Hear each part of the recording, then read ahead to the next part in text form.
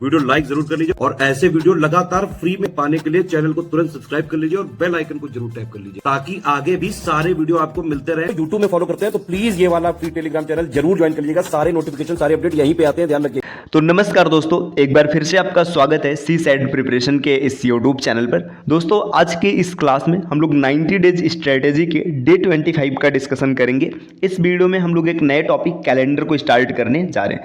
दोस्तों यह class RU री एग्जाम, इसके अतिरिक्त UPPSC प्री 2024, साथ ही साथ जितने भी प्रकार के स्टेट पीसीएस एग्जाम या वनडे एग्जाम होते हैं सबके लिए समान रूप से उपयोगी है। तो चलिए दोस्तों शुरू करते हैं अपने क्लास को, आगे बढ़ते हैं क्लास की ओर। देखिए यहाँ पर टीम के पेड कोर्सेज से जुड़े कुछ इन्फॉर्मेशन दिए गए। अगर आप टीम के पेड कोर्सेज से जुड़ना चाहते हैं तो इन दिए गए नंबर पे कॉल करके प्रक्रिया समझ सकते हैं। इसके अतिरिक्त ये ज्ञान सर का व्हाट्सअप नंबर है, आप यहाँ से व्हाट्सअप के माध्यम से भी जानकारी प्राप्त कर सकते हैं। अगर अभी तक आपने प्ले स्टोर से स्टडी फॉर सिविल सर्विसेज का एप्लीकेशन इंस्टॉल नहीं किया है तो इसे जरूर इंस्टॉल कीजिएगा। एप्लीकेशन की सहायता से आप टीम के पेड कोर्सेज से भी आसानी से जुड़ जाएंगे और जितने फ्री इनिशिएटिव्स हैं आप उनका भी लाभ प्राप्त कर लेंगे।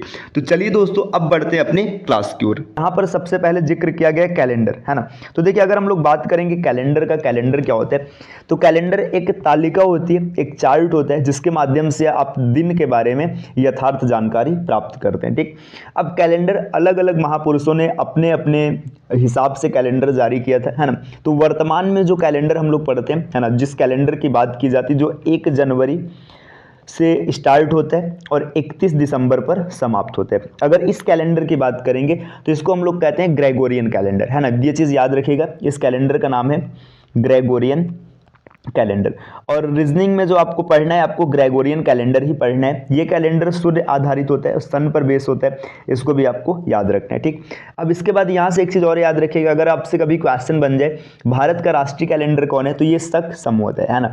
शक है भारत का राष्ट्रीय कैलेंडर। इसको अपनाया कब गया था, तो अपनाया गया था 22 मार्च 1957, है ना। आपको ये याद रखना है 22 मार्च 1957 को इसे राष्ट्रीय कैलेंडर का दर्जा दिया गया था। तो यहाँ तक किसी को किसी प्रकार की कोई समस्या नहीं। चलिए अब बढ़ते हैं आगे अगले स्लाइड पर। यहाँ पर लिखा है ईयर, है ना।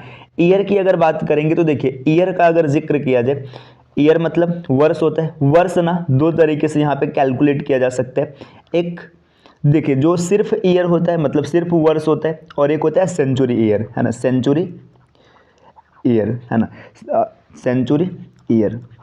ठीक है, यहाँ पर आपको मीनिंग पर नहीं जाना है। वर्ष अगर ईयर की बात करेंगे तो इसको वर्ष कहेंगे, है ना। सेंचुरी ईयर मतलब शताब्दी वर्ष, शताब्दी वर्ष। ठीक, तो आपको ये चीज़ पता चल रहा है कि वर्ष कितने तरीके से लिखे जा सकते हैं, दो तरीके से, एक ईयर और एक सेंचुरी ईयर। देखिए वर्ष क्या होता है, जैसे आप एक एग्जांपल से बता रहे हैं फिर ज़्यादा बेहतर क्लियर होगा। मैंने लिखा 2008, है ना। तो 2008 की बात करेंगे ना, इसमें जो 8 है ये सामान्य वर्ष है ना, वर्ष है। और अगर इसको देखेंगे जो इसमें 2000 है ये शताब्दी वर्ष है। तो इसमें समझना कैसे, देखिए वर्ष मतलब या जो सामान्य नंबर्स लिखे जाते हैं, है ना, इसमें 2 डिजिट्स तक होते हैं। अब यहाँ पे सेंचुरी ईयर मतलब ना जिसके लास्ट में 00 है ना, वो सेंचुरी ईयर है। ऐसे याद रखना, जिसके लास्ट में 00 है वो सेंचुरी ईयर है और ये सामान्य वर्ष है ना। अभी और आगे बढ़ते तो और चीज़ें स्पष्ट हो जाएंगी। देखिए अगर वर्ष की बात करेंगे तो वर्ष को आप 2 तरीके से लिख सकते हैं। वर्ष को 2 तरीके से लिखने का क्या तरीका है, देखिएगा यहाँ पर अगर बात किया जाए वर्ष को 2 तरीके से लिखने की तकनीक क्या है। देखिए सबसे पहले आप लिखेंगे नॉर्मल ईयर और एक लिखेंगे लीप ईयर, है ना। नॉर्मल ईयर और लीप ईयर इतना तो सबको पता होगा। नॉर्मल ईयर मतलब जिसमें 4 से भाग करने पर आपका रिमाइंडर कितना मिलता है, रिमाइंडर 1 या 2 या 3 मिलेगा, उसको हम लोग कहते हैं नॉर्मल ईयर। ठीक, अगर एग्जाम्पल की बात किया जाए, जैसे मान लीजिए 2003, 2005, 2006, है ना। यहाँ पे मैं लिख दे रहा हूँ कुछ ईयर्स के नाम, जैसे 2003। अब 4 से भाग करेंगे तो आपको यहाँ पे 3 रिमाइंडर मिलेगा। 2005 4 से भाग करेंगे तो 1 मिलेगा। ठीक, अब इसी प्रकार अगर जिक्र किया जाए लीप ईयर की, तो लीप ईयर क्या होता है, जिसमें 4 से भाग करने पर रिमाइंडर 0 मिलते हैं। ठीक, अगर आप 4 से भाग करेंगे तो आपको रिमाइंडर 0 मिलेगा। जैसे देखिए अगर एग्जाम्पल की बात करें 2008, 2012, है ना। तो ये सब चीज़ आपको याद मतलब पहले से ही पता होगा, इसमें बहुत ज़्यादा विस्तृत चर्चा करने की कोई आवश्यकता नहीं। अब सेंचुरी ईयर की बात करेंगे तो सेंचुरी ईयर क्या होता है, देखिए जब कभी भी कोई वर्ष लिखे, ये भी 2 तरीके का होता है, पहले ऐसे समझिए। देखिए नॉर्मल सेंचुरी ईयर और लीप सेंचुरी ईयर, है ना। इसका तात्पर्य क्या है, देखिए जब कभी भी कोई वर्ष लिखा जाए जिसके लास्ट में डबल जीरो है वो सेंचुरी ईयर होता है ना। अब नॉर्मल सेंचुरी ईयर मतलब ये होता है ना कि इसमें अगर आप 400 से भाग करेंगे तो आपको रिमाइंडर मिलेगा, है ना, कुछ ना कुछ रिमाइंडर रहेगा। अब जो भी रहेगा वो समय बताएगा, ठीक। जैसे एग्जांपल समझिए, मैंने लिखा 100, है ना, 100 क्या है, ये है नॉर्मल सेंचुरी ईयर। मैंने लिखा 200, ये आपका क्या है, नॉर्मल सेंचुरी ईयर। 500, ये नॉर्मल सेंचुरी ईयर है, ठीक। अब लीप सेंचुरी ईयर की बात करेंगे तो लीप सेंचुरी ईयर क्या होता है, अगर इसमें 400 से भाग किया जाए तो आपको रिमाइंडर मिलेगा 0, ठीक, रिमाइंडर मिलेगा 0, है ना। जैसे समझिए यहाँ पे एग्जाम्पल के तौर पे मैंने लिखा 400, अब भाग दीजिएगा, रिमाइंडर 0 आएगा। 800, रिमाइंडर 0 आएगा, है ना। 2000, रिमाइंडर 0 आएगा। तो आपको वर्ष से कुछ चीज़ें समझ में आ चुकी है। देखिए सबसे पहले ईयर दो तरीके का होता है, एक जो ईयर मतलब वर्ष हम लोग कहते हैं और एक होता है शताब्दी वर्ष। एग्जाम्पल यहाँ पर एक प्रस्तुत किया गया, 2008 लिखा गया, इसमें जो 2000 है ना ये सेंचुरी ईयर है ना, और जो आपका 08 है ये वर्ष है मतलब ईयर है, ठीक। अब वर्ष को आप दो तरीके से लिख सकते हैं, नॉर्मल ईयर और लीप ईयर। नॉर्मल ईयर सबको पता है, जो 4 से भाग देने पर कुछ ना कुछ रिमाइंडर आएगा, और लीप ईयर में 4 से भाग देने पर रिमाइंडर नहीं मिलता है, ठीक। नॉर्मल सेंचुरी ईयर मतलब 400 से भाग देंगे तो कुछ ना कुछ रिमाइंडर आएगा, और यहाँ लीप सेंचुरी ईयर में 400 से भाग देंगे तो रिमाइंडर कितना आएगा, 0 आएगा। तो यहाँ तक आपको किसी प्रकार की कोई समस्या नहीं। चलिए और आगे बढ़ते हैं, है ना। देखिए अब अगले स्लाइड पर थोड़ा सा और डिस्कस किया जाए, नॉर्मल ईयर और नॉर्मल ईयर और लीप ईयर में क्या तात्पर्य मतलब होता है, अंतर होता है। देखिए अगर हम लोग बात करेंगे नॉर्मल ईयर और यहाँ पर बात किया जाएगा लीप ईयर, लीप ईयर को अधिवर्ष कहते हैं, है ना। देखिए नॉर्मल ईयर में 365 दिन होते हैं, है ना, इसमें 366 दिन होते हैं, ठीक। इसमें आप वीक के हिसाब से देखेंगे तो 52 वीक और 1 डे होता है, ठीक। यहाँ पर आपको मिलेगा 52 वीक और 2 डे। अब यहाँ पे एक चीज़ देखिएगा, इसमें एक दिन एक्स्ट्रा कहाँ से आ गया, इसका मतलब समझते हैं। देखिए जो नॉर्मल ईयर होता है ना ये सच में 365 दिन का नहीं होता है, ये होता है 365 दिन और लगभग 6 घंटा, है ना।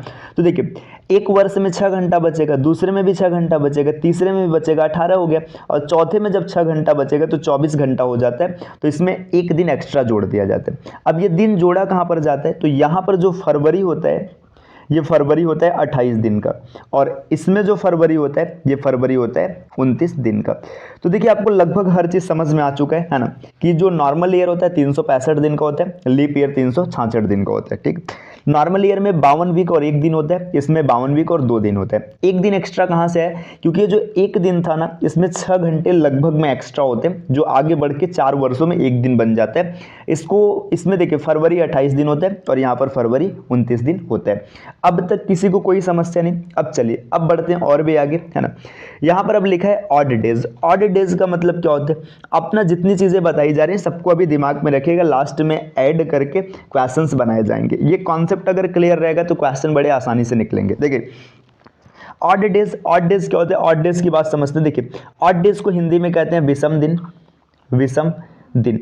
इसका मतलब क्या है, इसका तात्पर्य क्या है, इसको समझते हैं। देखिए जो दिन होता है हमारे पास दिन कितने हैं, 7 हैं। संडे, यहाँ पे SUN Sunday, Monday, Tuesday, Wednesday, Thursday, Friday और सैटरडे। देखिए ये आपके पास 7 दिन होते हैं, है ना।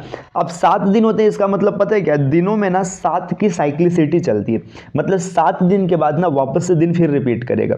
अगर हम संडे को 0 मान ले, 0 मानिए या फिर जो भी मानिए, देखिए हमारा जो कैलेंडर स्टार्ट हुआ था ना, कैलेंडर का जो पहला दिन था, पहला दिन मंडे था, तो रुकिए इस हिसाब से लिखते हैं, ठीक। इसको ना यहाँ पे संडे को यहाँ से हटाते हैं, ठीक। कैलेंडर का जो पहला दिन था, पहला दिन आप यहाँ पे संडे को लास्ट में रख लेते हैं, ये रहा संडे, ठीक। कैलेंडर का जो पहला दिन था, पहला दिन कैलेंडर का था मंडे, है ना। जो पहला दिन था ये था मंडे, दूसरा दिन था ट्यूसडे, तीसरा दिन था वेडनेसडे, चौथा दिन था थर्सडे, पांचवा दिन था फ्राइडे, छठा था सैटरडे और सातवां दिन था संडे, ठीक। अब देखिए संडे 7वें पर था। अब 7 से जब आप भाग करेंगे ना तो यहाँ पर देखिए एक रिमाइंडर मिलेगा, यहाँ पे 2 मिलेगा, यहाँ पर 3 मिलेगा, यहाँ पर 4 मिलेगा, यहाँ पर 5 मिलेगा, यहाँ पर 6। लेकिन जब संडे में 7 से भाग करेंगे तो रिमाइंडर 0 मिल जाएगा, ठीक। अब इसका मतलब क्या होता है, इसका मतलब ये है ना, देखिए अब 8 डेज जब कभी भी 7 दिनों से एक्स्ट्रा दिन मिलेंगे ना तो उसमें 7 से भाग करेंगे, जो दिन बचेगा वही ऑड डेज होगा। तो देखिए सीधी सी बात है, यहाँ पे आप लिखेंगे डेज जो भी रहेंगे अपॉन 7। अब आपको जो रिमाइंडर मिलेगा है ना, जो रिमाइंडर मिलेगा वही आपका होता है ऑड डेज। ऑड डेज अगर 1 आएगा तो आप मंडे लिखेंगे, ऑड डेज 2 आएगा तो ट्यूसडे, 3 आएगा तो वेडनेसडे, 4 आएगा तो थर्सडे, 5 आने पर फ्राइडे, 6 आने पर सैटरडे और 7 आएगा तो आप उसको 0 मान लेंगे है ना, तो क्या हो जाएगा संडे है ना। तो ये चीज़ आपको याद रखना है कि डेज में 7 से भाग करेंगे तो जो रिमाइंडर मिलेगा वही ऑड डेज होने वाला है। ठीक, चलिए अब और भी आगे बढ़ते हैं है ना। देखिए यहाँ पर दिए है odd days in months, year, century और मतलब सेंचुरी ईयर। अब ऑड डेज आपको निकालना है मंथ, ईयर और सेंचुरी ईयर में। ठीक, तो यहाँ पर इसको कैलकुलेट हम लोग करते हैं। देखिए अगर ऑड डेज इन मंथ्स की बात करेंगे तो मंथ्स हमारे पास कितने होते हैं, 12 है ना, जनवरी, फरवरी, मार्च, अप्रैल, मई, जून। देखिए जनवरी में कितने दिन होते हैं, 31 दिन होते हैं है ना, जनवरी में 31 दिन होते हैं। अब अगर हम 31 में भाग करेंगे 7 से तो 7 चौका 28 कट जाएगा, इसमें 3 रिमाइंडर आएगा। तो जनवरी में ऑड डेज कितना है, 3 है, आपको ये याद रखना है। ठीक, अगर फरवरी की बात किया जाए, फरवरी में या तो 28 दिन आपको मिलेगा या तो 29 दिन आपको मिलेगा। तो ऑड डेज या तो 0 होगा या तो 1 होगा है ना। तो इसको मैं डायरेक्ट ऐसे लिख दे रहा हूँ है ना, इसमें सीधा सीधा आपको पता चल गया क्या करना है, आपको दिनों में 7 से भाग देना है ना। तो जितने भी दिन रहेंगे उसमें आप 7 से भाग कर लीजिएगा। यहाँ पे मैं सभी ऑड डेज एक साथ लिख दे रहा हूँ, आप इसको याद कर लीजिएगा। ये चीज़ें आपको याद होनी चाहिए है ना। याद होने का मतलब कि आप थोड़ा सा कैलकुलेशन करेंगे तो चीज़ें अपने आप सामान्य तौर पर आपको मिल जाएंगी। देखिए जनवरी में जो ऑड डेज होता है जो होता है 3। फरवरी की अगर ऑड डेज की बात करेंगे तो फरवरी में ऑड डेज 0 या 1। मार्च का जो ऑड डेज होता है, मार्च में ऑड डेज होता है 3। अप्रैल 30 दिनों का, तो इसमें ऑड डेज कितने, 2 है ना। अगर मई की बात करेंगे तो मई में ऑड डेज है 3। जून में जो ऑड डेज मिलेगा ये 2 मिलेगा। जुलाई 3 होता है। अगस्त में जो ऑड डेज होता है, अगस्त में आपको मिलेगा 3। सितंबर का ऑड डेज 2, अक्टूबर का ऑड डेज 3, नवंबर में जो ऑड डेज होते हैं ये होते हैं 2 और दिसंबर में जो ऑड डेज होता है ये होता है 3 है ना। तो इसमें आपको ऐसा नहीं कि एकदम बैठ कर रटना है, आप आराम से दिनों को याद रखिएगा, दिन आपको पता है आप आराम से निकाल लेंगे। ठीक, अब बात करेंगे ईयर में ऑड डेज कैसे निकलता है। तो अगर ईयर की बात किया जाए, देखिए जब कभी भी नॉर्मल ईयर होगा, नॉर्मल ईयर है ना, तो नॉर्मल ईयर में ऑड डेज हमेशा 1 मिलेगा। जितने भी नॉर्मल ईयर रहेंगे उसमें ऑड डेज 1 हो जाएगा। और जब कभी भी आपको लीप ईयर मिलेगा, लीप ईयर में ऑड डेज आपको 2 मिलेगा। देखिए आपने देखा था ना कि एक 52 वीक और 1 डेज हुआ करता था, तो ये 1 डेज ऑड है और ऐसे ही आपका 52 वीक और 2 डेज मिलता था, तो ये 2 दिन ऑड है। ठीक, तो आपको इतना याद रखना है कि जो नॉर्मल ईयर है इसमें 1 ऑड डेज मिलेगा और लीप ईयर में 2 ऑड डेज मिलेगा। ठीक, अब सेंचुरी का फंडा क्या है, सेंचुरी ईयर की बात करते हैं। देखिए अगर सेंचुरी ईयर 100 है या 200 है या 300 है या 400 है, तो इसमें ऑड डेज कैसे निकलेगा इसकी बात करते हैं। अब यहाँ पर ना इसको थोड़ा सा कैलकुलेशन के माध्यम से हम लोग समझते हैं ना, कैलकुलेशन के माध्यम से समझेंगे तो चीज़ें ज़्यादा बेहतर रहेंगी। इसको आप ऐसे सीधा सीधा रट भी सकते हैं कि कितने ऑड डेज मिलेंगे है ना, बाकी इसको कैलकुलेट करके निकाला जाएगा तो थोड़ा और भी अच्छा रहेगा। तो चलिए हम लोग समझते हैं कि सेंचुरी में कैसे ऑड डेज निकलते हैं और सेंचुरी में कितने ऑड डेज होते हैं। ठीक, चलिए स्टार्ट करते हैं, अगले स्लाइड पर आते हैं। देखिए तो अगर सेंचुरी के ऑड डेज की बात किया जाए, मान लीजिए यहाँ पे आपसे पूछा जा रहा है कि बताइए 100 वर्षों में कितने ऑड डेज हैं। ठीक, तो 100 वर्षों में अब अगर आप ऑड डेज निकालना है तो समझिए 100 वर्ष को अगर हम लोग डिवाइड करेंगे है ना, तो इसमें सबसे पहले ऐसे समझिए कि आपको 100 ऑड डेज तो मिलेंगे ही मिलेंगे है ना। 100 ऑड डेज क्यों मिलेगा, कारण समझिए, क्योंकि इसमें अगर सब वर्ष सामान्य वर्ष होता, कोई भी लीप नहीं होता है ना, तो इसमें 100 दिन एक एक दिन मतलब एक्स्ट्रा मिलता तो 100 दिन हो जाता। लेकिन जो शताब्दी वर्ष होता है, एक मतलब 100 वर्षों में 24 आपको लीप ईयर मिलते हैं, तो 24 दिन एक्स्ट्रा मिल जाएगा। तो इसमें 24 और जोड़ेंगे है ना, ये कहाँ से आ रहा है, लीप ईयर का एक्स्ट्रा है ना, लीप ईयर का एक्स्ट्रा आ रहा है। अभी ये कहाँ से मिलता है ये भी आगे आपको सिखा रहे हैं है ना। तो देखिए यहाँ पर 124 ऑड डेज मिला। अब आपने पीछे पढ़ा है कि ऑड डेज आपके 7 होते हैं, मतलब मैक्सिमम 6 होगा, इससे ज़्यादा हो नहीं सकते, 7 से भाग देना है, तो 7 से भाग कर लेते। देखिए 7 1 का 7, यहाँ पर बचा 5 4 और 7 7 7 49 है ना। अब यहाँ पर बचा 5। देखिए अगर 100 वर्षों की बात करेंगे तो 100 वर्षों में जो ऑड डेज है ये 5 है। ठीक, 100 वर्षों में 5 है, तो 200 वर्षों में कितना होना चाहिए, 10 होना चाहिए है ना। 10 बनाने के लिए आप क्या करेंगे, 10 बनाने के लिए आप इसमें भाग देंगे किससे, 7। देखिए 10 रहेगा, है ना, तो 10 तो हो नहीं सकता है, तो 7 से फिर से भाग देंगे, तो यहाँ पर आपको मिलेगा 3। अगर 300 वर्षों की बात करेंगे तो यहाँ पर 15 हो जाएगा, 7 से भाग देंगे तो 2 मिलेगा, है ना। अब 400 वर्षों की बात करेंगे तो 5 चौका 20 तो ये मिला, है ना, और एक ये भी तो मतलब ये भी तो एक लीप ईयर होगा, 20 और 1 21, तो यहाँ पर 0 होता है। तो आप सीधा सीधा याद रखिएगा, जो 100 वर्ष होते हैं इसमें 5 8 डेज होता है, 200 में 3 होता है, 300 में 2 होता है और 400 में 0 होता है। तो यहाँ तक आपको एकदम अच्छे समझ में आ गया। देखिए 8 डेज जितने भी है मैं सबको एक जगह लिख दे रहा हूँ, ताकि या फिर ऐसे देख लीजिए, देखिए ये जनवरी फरवरी ये सब महीनों के 8 डेज है लीप ईयर में। देखिए यहाँ पर 1 है और नॉर्मल ईयर में 2 है ना। 100 वर्षों की बात करेंगे तो 8 डेज है 5, 200 वर्षों में 3, 300 वर्षों में 1 और 400 वर्षों में 0। तो ये सब 8 डेज है, इसको आप पढ़ लीजिएगा। चलिए अब बढ़ते हैं अगले स्लाइड पर। अब यहाँ पर लिखा है 29 कॉन्सेप्ट। 29 कॉन्सेप्ट का मतलब क्या होता है, कई बार परीक्षाओं में ना ये क्वेश्चन डायरेक्ट पूछ लेता है कि बताइए इतने दिनों में कितनी 29 तारीख आएगी, है ना। तो 29 कॉन्सेप्ट को यहाँ पे समझने के लिए हम लोग 1-2 क्वेश्चन सॉल्व करते हैं, फिर ज़्यादा बेहतर क्लियर होगा। ठीक, देखिए सबसे पहले यहाँ पे एक छोटा सा क्वेश्चन लिखते हैं कि बताइए 100 वर्षों में कितने लीप वर्ष होंगे। 100 वर्षों में कितने लीप वर्ष, 100 वर्षों में कितने लीप ईयर। तो देखिए 100 वर्षों में लीप ईयर आपको लग रहा होगा कि 100 है, 4 से भाग दे देते हैं, है ना, 25 आ गया, 25 लीप वर्ष होगा। लेकिन ये 25 नहीं होगा। 25 क्यों नहीं होगा, कारण समझिएगा। देखिए यहाँ पर जब आप भाग देंगे ना तो ये पूरा पूरा कट रहा है, अलग बात है, लेकिन जो 100 है 100, देखिए ये लीप वर्ष कैसे आगे, देखिए 4 लीप वर्ष होगा, 8 होगा, 12 होगा, ऐसे चलता जाएगा, है ना। 12 के बाद देखिए फिर आपका 92 होगा, 92 के बाद 96 होगा, है ना, ऐसे ही आएगा, है ना। अब जो 100 होगा, 100 देखिए यहाँ पे 00 है, 00 है मतलब ये क्या है, ये शताब्दी वर्ष है, तो 400 से भाग देना पड़ेगा। जब 400 से भाग देंगे तो ये भाग नहीं जाएगा। तो इसलिए 100 वर्षों में 25 नहीं, यहाँ पे कितने लीप ईयर होते हैं, 100 वर्षों में 24 लीप ईयर होते हैं, जो कि पीछे जिक्र किया गया था। ठीक, आपको समझ में आ रहा है 100 वर्षों में कितने लीप ईयर है, आपके 24। ठीक, इसी तरीके से अगर 200 वर्षों की बात करेंगे, देखिए यहाँ पर मैं इसको चार्ट के माध्यम से लिख दे रहा हूँ। 100 वर्षों में लीप ईयर कितने हैं, 24। अब 100 वर्षों में 24 है तो 200 में कितने हो जाएंगे, 200 में 48, है ना। 300 में कितने हो जाएंगे, 300 में 72। अब 400 में कितने हो जाएंगे, 400 में अगर आप देखेंगे तो आपको हो जाएंगे 96 मिलेंगे, है ना। लेकिन अब समझिए 400 क्या है, 400 जो है ये 400 को जब 400 से भाग देंगे तो ये कट जाएगा। कटने का मतलब ये क्या है, ये आपका सेंचुरी लीप ईयर है, तो एक एक्स्ट्रा हो जाएगा। तो यहाँ पर आपको मिल जाएगा, देखिए 100 वर्षों में लीप ईयर कितने, 24, 200 वर्षों में 48, 300 वर्षों में 72 और 400 वर्षों में 97। ठीक, अब इसी तरीके से 500 वर्षों की बात करेंगे तो 121 हो जाएगा, है ना। तो इस तरीके से चीज़ें चलती रहेंगी। अब देखिए यहाँ से ये चीज़ आपको क्लियर हो गया ना। अब 29 कॉन्सेप्ट को समझते हैं और बेहतर तरीके से, तो इस चीज़ को आप याद रखिएगा। अब आपसे क्वेश्चन पूछेगा, देखिए इस प्रकार से क्वेश्चन आएगा कि 100 वर्षों में 29 तारीख कितनी बार आएगा। देखिए मान लीजिए क्वेश्चन है 100 वर्षों में 29 तारीख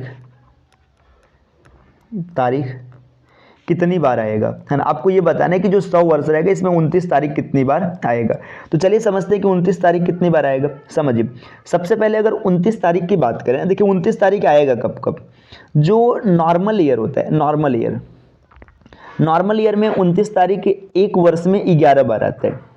ठीक, समझिएगा नॉर्मल ईयर अगर एक वर्ष की बात करेंगे तो एक वर्ष में कितने बार आता है, 11 बार आएगा। क्यों 11 बार आएगा, क्योंकि फरवरी में 29 तारीख है ही नहीं, है ना। और जो लीप वर्ष है, लीप वर्ष में एक साल में जो 29 तारीख है ये कितनी बार आएगा, 12 बार आएगा।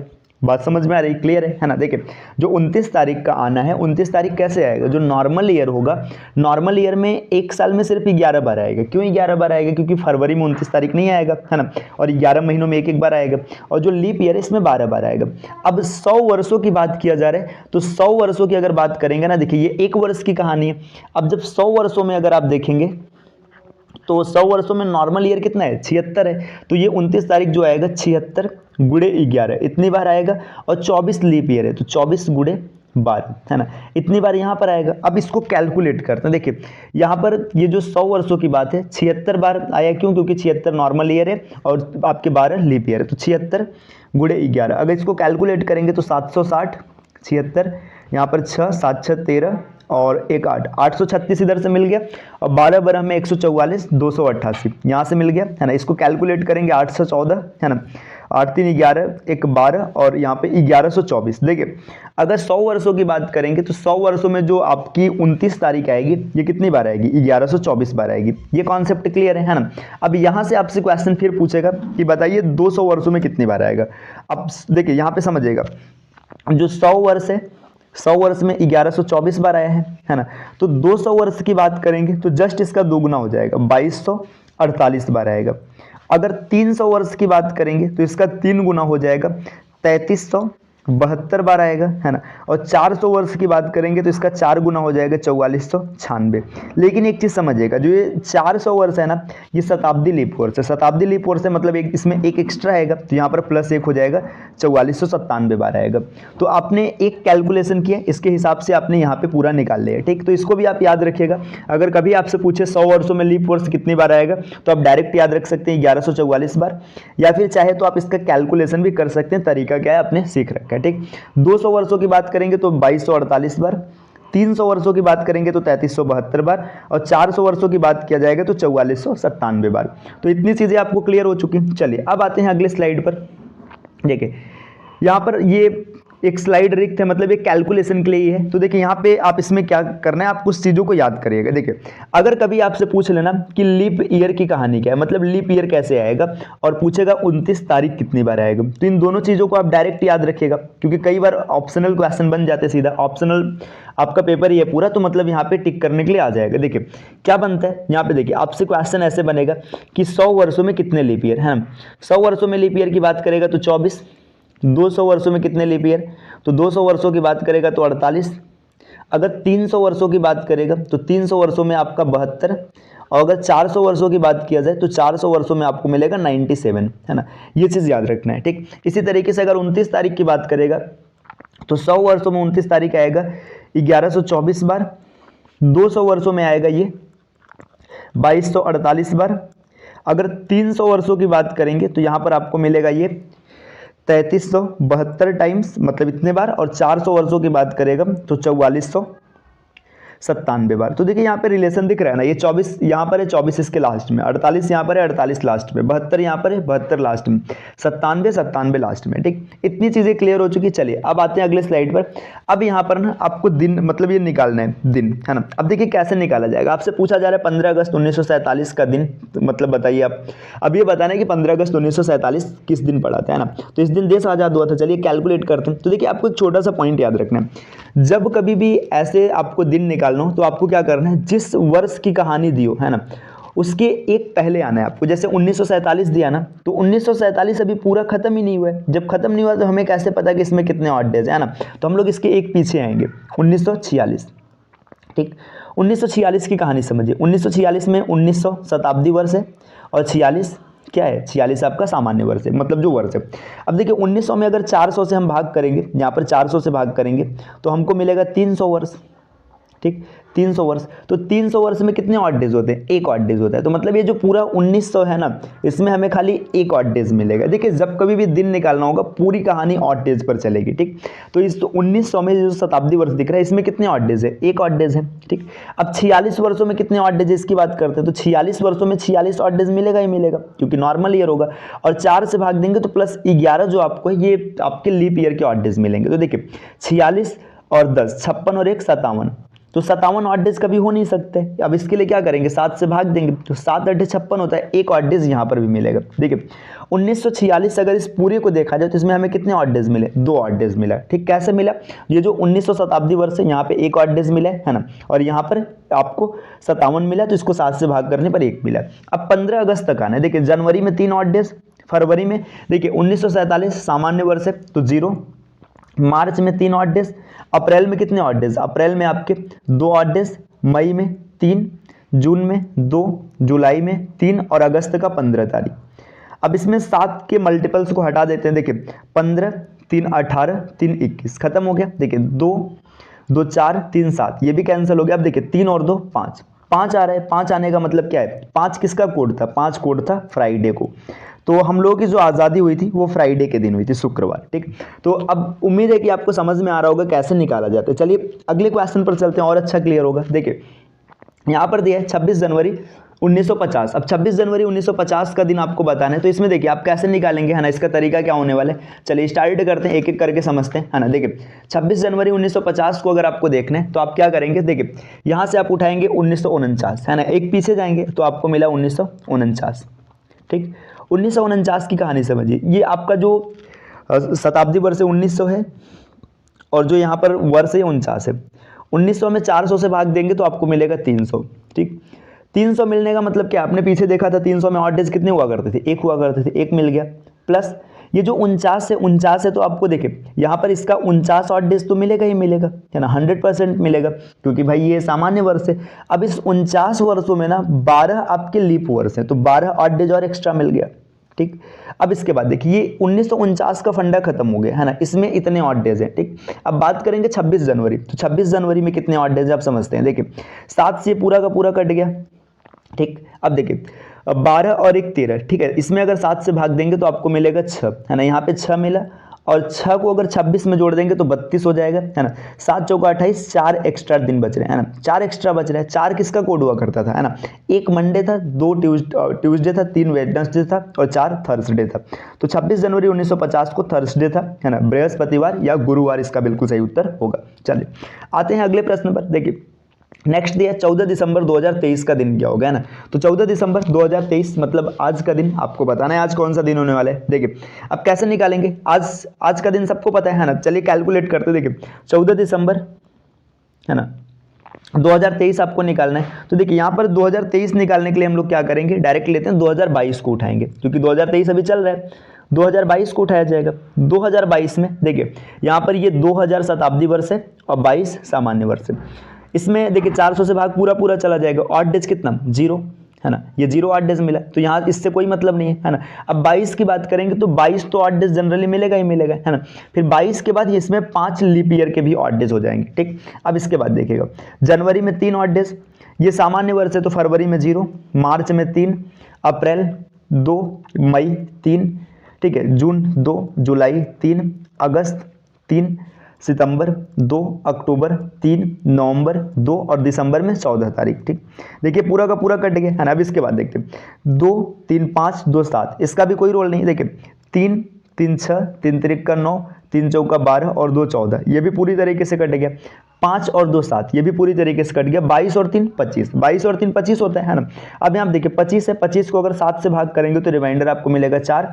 4 रिमाइंडर मिलने का मतलब क्या है, दिन आज कौन सा हो जाएगा, थर्सडे, है ना, आज बृहस्पतिवार है, ये भी क्लियर है। ठीक, तो देखिए ये आपको समझ में आ गया होगा, है ना। अब यहाँ पर एक क्वेश्चन ये रहा, इसका दिन कौन सा होगा, है ना, 1 दिसंबर 2050 का दिन। इसका उत्तर आपको कमेंट करना है, कमेंट जरूर कीजिएगा। और अगर आपको वीडियो पसंद आए तो वीडियो लाइक कर दीजिएगा और अपने फ्रेंड्स के साथ शेयर कर लेना। अपने चैनल पर अगर पहली बार विजिट किया तो चैनल को जरूर सब्सक्राइब कीजिएगा। ठीक, और मिलते हैं आपसे नेक्स्ट वीडियो में कुछ नए कॉन्सेप्ट के साथ, नए लॉजिक के साथ।